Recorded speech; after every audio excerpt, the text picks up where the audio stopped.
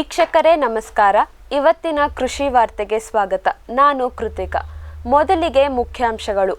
ಕೊಡಗಿನ ರೈತರಿಗೆ ಸಿಹಿ ಸುದ್ದಿ. 50% ರಿಯಾಯಿತಿಯಲ್ಲಿ ದೊರೆಯಲಿದೆ ಕೃಷಿ ಯಂತ್ರೋಪಕರಣಗಳು. ಬಹುಬೆಳೆ ಪದ್ಧತಿಯನ್ನು ಪ್ರೋತ್ಸಾಹಿಸುತ್ತಿರುವ ಬಿಹಾರ ಕೃಷಿ ವಿಶ್ವವಿದ್ಯಾಲಯ. ರೈತರಿಗೆ ತಪ್ಪು ಮಾಹಿತಿ ನೀಡುತ್ತಿದ್ದ ಆರೋಪ. ಪೂರ್ವ ಗೋದಾವರಿ ಜಿಲ್ಲೆಯ ಕೃಷಿ ಅಧಿಕಾರಿ ಅಮಾನತು. ಸಂಸ್ಕರಿಸಿದ ಗೋಡಂಬಿಯ ಉತ್ಪನ್ನಗಳನ್ನು ರಫ್ತು ಮಾಡಲು ಯೋಚಿಸುತ್ತಿರುವ ಅಪೇಡ. ರಾಜ್ಯದ ಎಲ್ಲ ಸಾಕು ಪ್ರಾಣಿಗಳಿಗೆ ಜೀವ ವಿಮೆ ನೀಡಲು ನಿರ್ಧರಿಸಿದ ಕೇರಳ ಸರ್ಕಾರ. ಈ ಯೋಜನೆ ನಮ್ಮಲ್ಲೂ ಬರಲಿ ಎಂದ ಕರ್ನಾಟಕದ ರೈತರು. ಸಂಕೀರ್ಣ ಗೊಬ್ಬರದ ಕಡೆ ಮುಖ ಮಾಡಿದ ಭಾರತದ ಕೃಷಿಕರು. ಇದೀಗ ವಾರ್ತೆಗಳ ವಿವರ. ಕೊಡಗಿನ ರೈತರಿಗೆ ಸಿಹಿ ಸುದ್ದಿ. 50% ರಿಯಾಯಿತಿಯಲ್ಲಿ ದೊರೆಯಲಿವೆ ಕೃಷಿ ಯಂತ್ರೋಪಕರಣಗಳು. ಕೃಷಿ ಉಪಕರಣಗಳಾದ mini tractor, power tiller, cultivator, rotovator, MB plough, disc plough, ಕಳೆ ಕೊಚ್ಚುವ ಯಂತ್ರ, diesel pump set, power sprayer, ಮೇವು ಕತ್ತರಿಸುವ ಯಂತ್ರ, ಭತ್ತದ ಒಕ್ಕಣೆ ಯಂತ್ರ, ಭತ್ತ ಕಟಾವು ಮಾಡುವ ಯಂತ್ರ, ಮುಸುಕಿನ ಜೋಳ ಒಕ್ಕಣೆ ಯಂತ್ರ, ಕೃಷಿ ಉತ್ಪನ್ನಗಳ ಸಂಸ್ಕರಣಾ ಯಂತ್ರಗಳಾದ ರಾಗಿ ಸ್ವಚ್ಛ ಮಾಡುವ ಯಂತ್ರ, ಹಿಟ್ಟು ಮಾಡುವ ಯಂತ್ರ, ಮೆಣಸಿನಕಾಯಿ ಪುಡಿ ಮಾಡುವ ಯಂತ್ರ ಹಾಗೂ ವಿವಿಧ ಬಗೆಯ ಎಣ್ಣೆಗಾಣಗಳನ್ನು 50% ಸಹಾಯಧನದಲ್ಲಿ ಸೋಮವಾರಪೇಟೆ ಮತ್ತು ಕುಶಾಲನಗರದ ರೈತರು ಪಡೆದುಕೊಳ್ಳುವಂತೆ ಸೋಮವಾರಪೇಟೆ ತಾಲೂಕಿನ ಸಹಾಯಕ ಕೃಷಿ ನಿರ್ದೇಶಕರಾದ ಕೆಪಿ ವೀರಣ್ಣ ಅವರು ತಿಳಿಸಿದ್ದಾರೆ. ಆಸಕ್ತ ರೈತರು ತಮ್ಮ ವ್ಯಾಪ್ತಿಯ ರೈತ ಸಂಪರ್ಕ ಕೇಂದ್ರಕ್ಕೆ ಭೇಟಿ ನೀಡಿ ಅರ್ಜಿ ಸಲ್ಲಿಸಬೇಕು. ತಮ್ಮ ಪಹಣಿ, ಆಧಾರ್ ಕಾರ್ಡ್ ಜೆರಾಕ್ಸ್, ಬ್ಯಾಂಕ್ ಖಾತೆಯ ನಕಲು ಪ್ರತಿ, ಒಂದು ಭಾವಚಿತ್ರ, 100 ರೂಪಾಯಿಯ ಛಾಪಾ ಕಾಗದವನ್ನು ಸಹ ಅರ್ಜಿ ಜೊತೆಗೆ ರೈತರು ಸಲ್ಲಿಸತಕ್ಕದ್ದು. ಬಹುಬೆಳೆ ಪದ್ಧತಿಯನ್ನು ಪ್ರೋತ್ಸಾಹಿಸುತ್ತಿರುವ ಬಿಹಾರ ಕೃಷಿ ವಿಶ್ವವಿದ್ಯಾಲಯ. ಭತ್ತ ಬಿಹಾರ್ನ ಮುಖ್ಯ ಮುಂಗಾರು ಬೆಳೆ. ರಾಜ್ಯದ 30 ಲಕ್ಷ ಎಕರೆಯಲ್ಲಿ ಈ ಬಾರಿ ಭತ್ತದ ಬಿತ್ತನೆಯಾಗಿದೆ. ರಾಜ್ಯದ ರೈತರು ಭತ್ತದ ಮೇಲೆ ಅತಿಯಾಗಿ ಅವಲಂಬಿತರಾಗಿದ್ದಾರೆ. ಮುಂಗಾರು ಉತ್ತಮವಾಗಿರುವುದರಿಂದ ಗದ್ದೆಗಳಲ್ಲಿ ನೀರು ನಿಲ್ಲಿಸಿ ಒಳ್ಳೆಯ ಇಳುವರಿ ತೆಗೆದಿದ್ದಾರೆ. ಆದರೆ ಬಹಳ ವರ್ಷಗಳಿಂದ ಒಂದೇ ಜಾಗದಲ್ಲಿ ಭತ್ತ ಬೆಳೆಯುತ್ತಿರುವುದರಿಂದ ಕೃಷಿಕನ ಭೂಮಿ ನಿಧಾನವಾಗಿ ಫಲವತ್ತತೆಯನ್ನು ಕಳೆದುಕೊಳ್ಳುತ್ತಿದೆ. ಈ ಸಮಸ್ಯೆಗೆ ಪರಿಹಾರ ಕಂಡುಕೊಳ್ಳಲು ರೈತರು ನಿಧಾನವಾಗಿ ಭತ್ತ ಬಿಟ್ಟು ಬೇರೆ ಬೆಳೆ ಬೆಳೆಯಲು ಆರಂಭಿಸುವಂತೆ ಮಾಡುವ ನಿಟ್ಟಿನಲ್ಲಿ ಬಿಹಾರ ಕೃಷಿ ವಿಶ್ವವಿದ್ಯಾಲಯ ಭತ್ತದ ಗದ್ದೆಗಳಲ್ಲಿ ಬಹುಬೆಳೆ ಪದ್ಧತಿಯನ್ನು ಜಾರಿಗೆ ತಂದಿದೆ. ಭತ್ತದ ಜೊತೆಗೆ ಶೇಂಗಾವನ್ನು ಬೆಳೆಯಲು ರೈತರಿಗೆ ಶಿಫಾರಸು ಮಾಡುತ್ತಿದ್ದು, ವಿಶ್ವವಿದ್ಯಾಲಯದ ಜಮೀನಿನಲ್ಲೇ ಭತ್ತ ಮತ್ತು ಶೇಂಗಾವನ್ನು ಬೆಳೆದ ಪ್ರಾತ್ಯಕ್ಷಿಕೆಗಳನ್ನು ತೋರಿಸಿ ರೈತರಿಗೆ ಈ ರೀತಿ ಭತ್ತದ ಜಮೀನಿನಲ್ಲೂ ಸಹ ಶೇಂಗಾವನ್ನು ಬೆಳೆಯುವಂತೆ ಪ್ರೋತ್ಸಾಹಿಸಲಾಗುತ್ತಿದೆ. ಕೃಷಿ ವಿಶ್ವವಿದ್ಯಾಲಯದ ಪ್ರಯತ್ನದಿಂದ ಹಲವಾರು ರೈತರು ಬಹುಬೆಳೆ ಪದ್ಧತಿಯನ್ನು ಅಳವಡಿಸಿಕೊಂಡಿದ್ದು, ಕಡಿಮೆ ನೀರಿನಲ್ಲಿ 2 ಬೆಳೆಗಳನ್ನು ಬೆಳೆದು ಉತ್ತಮ ಇಳುವರಿಯನ್ನು ಪಡೆದುಕೊಂಡಿದ್ದಾರೆ. ಈ ಬಾರಿ ಶೇಂಗಾ ಮತ್ತು ಭತ್ತ ಎರಡಕ್ಕೂ ಉತ್ತಮ ಬೆಲೆ ಬಂದಿದ್ದು, ಭತ್ತವನ್ನು ಮಾತ್ರ ಹಾಕಿದ್ದರೆ ಪಡೆಯುವುದಕ್ಕಿಂತ ಹೆಚ್ಚಿನ ಲಾಭವನ್ನು ಪಡೆದ ರೈತರು ಸಂತಸದಲ್ಲಿದ್ದಾರೆ. ಎಎಸ್ಪಿಇಎನ್ ಯೋಜನೆಯನ್ನು ಕಾರ್ಯರೂಪಕ್ಕೆ ತರಲು ಜೊತೆಯಾದ ಪಂಜಾಬ್ ಕೃಷಿ ವಿಶ್ವವಿದ್ಯಾಲಯ ಮತ್ತು IDFC, the international fertiliser development centre ಮತ್ತು ಪಂಜಾಬ್ ಕೃಷಿ ವಿಶ್ವವಿದ್ಯಾಲಯ ಭಾರತದಲ್ಲಿ ರಸಗೊಬ್ಬರಗಳ ಸರಿಯಾದ ಬಳಕೆಯ ಬಗ್ಗೆ ರೈತರಲ್ಲಿ ಜಾಗೃತಿ ಮೂಡಿಸಲು ಎಎಸ್ಪಿಇಎನ್ ಪ್ರಾಜೆಕ್ಟ್ ಅನ್ನು ಅಥವಾ assessment of state fertiliser scenario and promoting efficient nutrient management ಯೋಜನೆಯನ್ನು ಕಾರ್ಯರೂಪಕ್ಕೆ ತರಲು ನಿರ್ಧರಿಸಿದೆ. The international fertiliser development centre ಮತ್ತು ಪಂಜಾಬ್ ಕೃಷಿ ವಿಶ್ವವಿದ್ಯಾಲಯ ಭಾರತದಲ್ಲಿ ರಸಗೊಬ್ಬರಗಳ ಸರಿಯಾದ ಬಳಕೆಯ ಬಗ್ಗೆ ರೈತರಲ್ಲಿ ಜಾಗೃತಿ ಮೂಡಿಸಲು assessment of state fertiliser scenario and promoting efficient nutrient management ಯೋಜನೆಯನ್ನು ಕಾರ್ಯರೂಪಕ್ಕೆ ತರಲು ನಿರ್ಧರಿಸಿವೆ. ಭಾರತದಲ್ಲಿ ಆಹಾರ ಧಾನ್ಯಗಳ ಉತ್ಪಾದಕತೆ ಹೆಚ್ಚಿಸುವಲ್ಲಿ ರಸಗೊಬ್ಬರಗಳ ಕೊಡುಗೆ ಸಾಕಷ್ಟಿದೆ. ಆದರೆ ನಮ್ಮ ದೇಶದಲ್ಲಿ ರೈತ ನೀಡಿದ ಒಟ್ಟು ಗೊಬ್ಬರದಲ್ಲಿ ಕೇವಲ 30% ಮಾತ್ರ ಉಪಯೋಗವಾಗುತ್ತಿದೆ. ಉಳಿದ 70% ಪೋಲಾಗುತ್ತಿದೆ. ಈ ಸಂಖ್ಯೆಯನ್ನು ಕಡಿಮೆ ಮಾಡುವುದೇ ಎಎಸ್ಪಿಎನ್ ಯೋಜನೆಯ ಮುಖ್ಯ ಉದ್ದೇಶವಾಗಿದೆ. ಐಡಿಎಫ್ಸಿಯ ಪ್ರಧಾನ ನಿರ್ದೇಶಕರಾದ ಡಾಕ್ಟರ್ ಹೆಂಕ್ ವಾನ್ ಡುಜಿನ್ ಅವರು ಈ ವಿಷಯವಾಗಿ ಚರ್ಚಿಸಲು ಪಂಜಾಬ್ ಕೃಷಿ ವಿಶ್ವವಿದ್ಯಾಲಯದ ಉಪಕುಲಪತಿಗಳಾದ ಡಾಕ್ಟರ್ ಸತ್ಬೀರ್ ಸಿಂಗ್ ಅವರನ್ನು ಭೇಟಿಯಾದರು. ಪಂಜಾಬ್ ಕೃಷಿ ವಿಶ್ವವಿದ್ಯಾಲಯ ರಸಗೊಬ್ಬರದ ಸಮರ್ಪಕ ಬಳಕೆಯ ಬಗ್ಗೆ ರೈತರಿಗೆ ಜಾಗೃತಿ ನೀಡುತ್ತಿರುವುದರ ಬಗ್ಗೆ ಶ್ಲಾಘಿಸಿದ ಹೆಂಕ್ ವಾನ್ ಡುಸಿನ್, ಬಿತ್ತನೆ ಅಥವಾ ನಾಟಿಯ ಸಮಯದಲ್ಲೇ ರಸಗೊಬ್ಬರ ನೀಡುವ ಪಂಜಾಬ್ ವಿಶ್ವವಿದ್ಯಾಲಯ ಅಭಿವೃದ್ಧಿಪಡಿಸಿರುವ ಬಹುಪಯೋಗಿ ಕೃಷಿ ಯಂತ್ರವನ್ನು ವೀಕ್ಷಿಸಿದರು. ಈ ಯಂತ್ರಗಳನ್ನು ಬೆಳೆಗಳ ನಿರ್ದಿಷ್ಟಕ್ಕನುಸಾರವಾಗಿ ತಯಾರಿಸುವ ಅಗತ್ಯವಿದೆ ಎಂದರು. ರಸಗೊಬ್ಬರಗಳ ಸಮರ್ಪಕ ಬಳಕೆಯ ಬಗ್ಗೆ ರೈತರಿಗೆ ಜಾಗೃತಿ ಮೂಡಿಸಲು ಮುಂದೆ ಅನುಷ್ಠಾನಗೊಳ್ಳಬೇಕಿರುವ ಹಲವಾರು ಕಾರ್ಯಕ್ರಮಗಳ ಬಗ್ಗೆ ಸಹ ಮಾತುಕತೆಯಾಯಿತು. ರೈತರಿಗೆ ತಪ್ಪು ಮಾಹಿತಿ ನೀಡುತ್ತಿದ್ದ ಆರೋಪ, ಪೂರ್ವ ಗೋದಾವರಿ ಜಿಲ್ಲೆಯ ಕೃಷಿ ಅಧಿಕಾರಿ ಅಮಾನತು. ರೈತರು ತಾವು ಬೆಳೆದ ಭತ್ತವನ್ನು ಕೇವಲ ತಮ್ಮ ತಾಲೂಕಿನ ಭತ್ತದ ಗಿರಣಿಗೆ ಮಾತ್ರ ಮಾರಿ ಎಂದು ಸುಳ್ಳು ಮಾಹಿತಿ ನೀಡುತ್ತಿದ್ದ ಪೂರ್ವ ಗೋದಾವರಿಯ ಕೃಷಿ ವಿಸ್ತರಣಾಧಿಕಾರಿಯಾದ ಕೆ. ಸೂರ್ಯ ರಮೇಶ್ ಅವರನ್ನು ಜಿಲ್ಲಾಧಿಕಾರಿಗಳು ಅಮಾನತುಗೊಳಿಸಿದ್ದಾರೆ.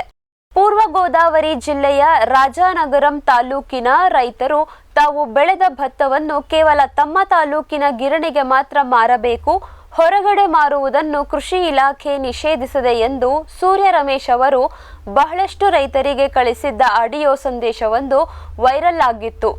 ರೈತರಿಗೆ ತಪ್ಪು ಸಂದೇಶ ಕೊಡುತ್ತಿರುವ ಆ ಮೆಸೇಜ್ ಜಿಲ್ಲಾಧಿಕಾರಿಗಳ ಕಚೇರಿಗೂ ತಲುಪಿ ಆ ಸಂದೇಶ ನೀಡಿರುವುದು ಸೂರ್ಯ ರಮೇಶ್ ಅವರೇ ಎಂದು ಖಾತ್ರಿಯಾಗುತ್ತಿದ್ದಂತೆಯೇ ಅವರನ್ನು ಅಮಾನತುಗೊಳಿಸಲಾಗಿದೆ. ಈ ವಿಷಯದ ಕುರಿತು ಜಿಲ್ಲಾಧಿಕಾರಿ ಪಿ. ಪ್ರಶಾಂತಿ ಅವರು ಮಾತನಾಡಿ, ರೈತರು ತಾವು ಬೆಳೆದ ಭತ್ತವನ್ನು ಯಾವುದೇ ತಾಲೂಕಿನ ಯಾವುದೇ ಜಿಲ್ಲೆಯ ಭತ್ತದ ಗಿರಣಿಗೂ ಸಹ ಮಾರಬಹುದು. ತಾಲೂಕಿನಲ್ಲಿ ಇರುವ ಗಿರಣಿಗೆ ಮಾರಬೇಕು ಎನ್ನುವ ನಿಯಮ ಇಲ್ಲ ಎಂದು ಒಂದು ಸುಳ್ಳು ಸಂದೇಶದಿಂದ ಆಗಿದ್ದ ಗೊಂದಲಗಳಿಗೆ ತೆರೆ ಎಳೆದರು. ಇದೀಗ ಒಂದು ವಾಣಿಜ್ಯ ವಿರಾಮ. ವೆಟ್ಪೆಟ್ ಗಿಡಮೂಲಿಕಾ ಉತ್ಪನ್ನಗಳು. ಬೋವಿಟೋನ್ ವೆಟ್ 33 ಗಿಡಮೂಲಿಕೆಗಳ ಜಾನುವಾರು ಆರೋಗ್ಯವರ್ಧಕ ಟಾನಿಕ್. ದೂದ್ ಪ್ಲಸ್ ಅಧಿಕ ಹಾಲು, ಡಿಗ್ರಿ ಮತ್ತು ಫ್ಯಾಟ್, ರಾಸು ಸುಲಭವಾಗಿ ಹಾಲಿಳಿಸುತ್ತದೆ. ಫಾಸ್ಟ್ ಪ್ಲಸ್ ಗರಿಷ್ಠ ರಂಜಕ, ಕ್ಯಾಲ್ಸಿಯಂ, ಜೀವಸತ್ವಗಳು, ಖನಿಜಗಳು, ಪ್ರೋಬಯೋಟಿಕ್ಸ್ ಇತ್ಯಾದಿ.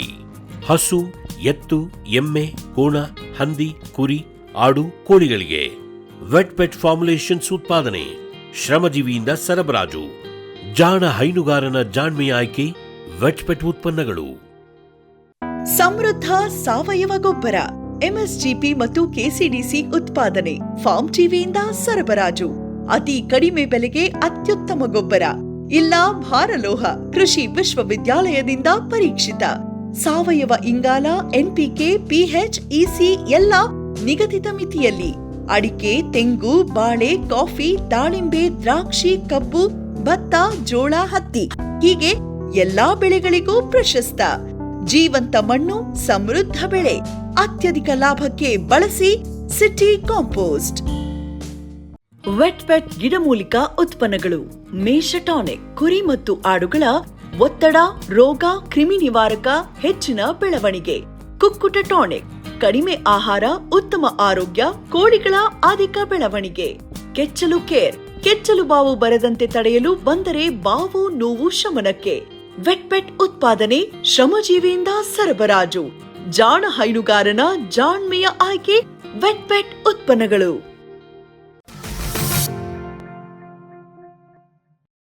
ವಿರಾಮದ ನಂತರ ಕಾರ್ಯಕ್ರಮಕ್ಕೆ ಮತ್ತೊಮ್ಮೆ ಸ್ವಾಗತ. ಸಂಸ್ಕರಿಸಿದ ಗೋಡಂಬಿಯ ಉತ್ಪನ್ನಗಳನ್ನು ರಫ್ತು ಮಾಡಲು ಯೋಚಿಸುತ್ತಿರುವ APEDA. The agricultural and processed food product export development authority ಭಾರತದಿಂದ ರಫ್ತು ಮಾಡಬಹುದಾದ 25 ಸ್ಟಾರ್ ಕೃಷಿ ಉತ್ಪನ್ನಗಳನ್ನು ಗುರುತಿಸಿದ್ದು, ಈ 25ರ ಪಟ್ಟಿಯಲ್ಲಿ ಈಗಾಗಲೇ ಭಾರತದಿಂದ ಅಧಿಕವಾಗಿ ರಫ್ತಾಗುತ್ತಿರುವ ಭತ್ತದಂತಹ ಬೆಳೆಯ ಜೊತೆಗೆ ಕೆಲವು ಹಣ್ಣು ಮತ್ತು ತರಕಾರಿಗಳು ಸಹ ಇವೆ. ಅದೇ ರೀತಿ ಪ್ರಪಂಚದಾದ್ಯಂತ ಒಳ್ಳೆಯ ಬೇಡಿಕೆ ಇರುವ ಸಂಸ್ಕರಿಸಿದ ಗೋಡಂಬಿಯನ್ನು ಸಹ ಅಪೇಡ ತನ್ನ ಪಟ್ಟಿಯಲ್ಲಿ ಸೇರಿಸಿರುವುದಾಗಿ ತಿಳಿಸಿದೆ. ಸಿಪ್ಪೆ ಸುಲಿದ ಪೂರ್ತಿ ಗೋಡಂಬಿಯು ಈಗಾಗಲೇ ಭಾರತದಿಂದ ರಫ್ತಾಗುತ್ತಿದೆ. ಇದರ ಜೊತೆಗೆ ಹುರಿದ ಉಪ್ಪು ಹಾಕಿದ ಗೋಡಂಬಿಗೂ ಸಹ ವಿದೇಶದಲ್ಲಿ ಉತ್ತಮ ಮಾರುಕಟ್ಟೆ ಇರುವುದನ್ನು ಅಭ್ಯಯಿಸಿರುವ ಅಪೇಡ ಸಂಸ್ಕರಿಸಿದ ಗೋಡಂಬಿಯನ್ನು ರಫ್ತು ಮಾಡಲು ಯೋಚಿಸುತ್ತಿದೆ. ಅಪೇಡಾದ ಈ ನಿರ್ಧಾರದಿಂದ ಗೋಡಂಬಿ ಬೆಳೆಯುವ ರೈತರಿಗೆ 2 ತರಹದ ಲಾಭವಾಗಲಿದೆ. ಮೊದಲನೆಯದು, ಅವರು ಬೆಳೆದ ಗೋಡಂಬಿಗೆ ಇನ್ನೂ ಹೆಚ್ಚಿನ ಬೇಡಿಕೆ ಬರುವುದಾದರೆ, ಇನ್ನೊಂದು, ರೈತರೇ ತಾವು ಬೆಳೆದ ಗೋಡಂಬಿಯ ಸಿಪ್ಪೆ ಸುಲಿದು ಹುರಿದು ಮಾರಲು ಅನುವಾಗುವುದು. ಒಟ್ಟಾರೆ ಅಪೇಡಾದ ಈ ನಿರ್ಧಾರದಿಂದ ಗೋಡಂಬಿ ಬೆಳೆಗಾರರು ಖುಷಿಯಲ್ಲಿದ್ದಾರೆ. ರಾಜ್ಯದ ಎಲ್ಲ ಸಾಕು ಪ್ರಾಣಿಗಳಿಗೆ ಜೀವ ವಿಮೆ ನೀಡಲು ನಿರ್ಧರಿಸಿದ ಕೇರಳ ಸರ್ಕಾರ. ಈ ಯೋಜನೆ ನಮ್ಮಲ್ಲೂ ಬರಲಿ ಎಂದ ಕರ್ನಾಟಕದ ರೈತರು.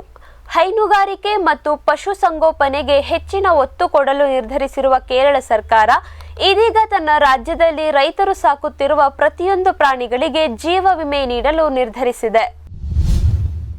ಮಿಲ್ಮಾಸ್ ಮಲ್ಬಾರ್ ಯೂನಿಯನ್ ಅವರ ಜೊತೆಗೂಡಿ ಎಲ್ಲ ರೈತರಿಗೂ ಸಹಾಯವಾಗಬಲ್ಲ ಕೇವಲ 10 ರೂಪಾಯಿಯಿಂದ ಆರಂಭವಾಗುವ ಜಾನುವಾರು ವಿಮಾ ಯೋಜನೆಗಳನ್ನು ಸರ್ಕಾರ ಘೋಷಿಸಲಿದೆ.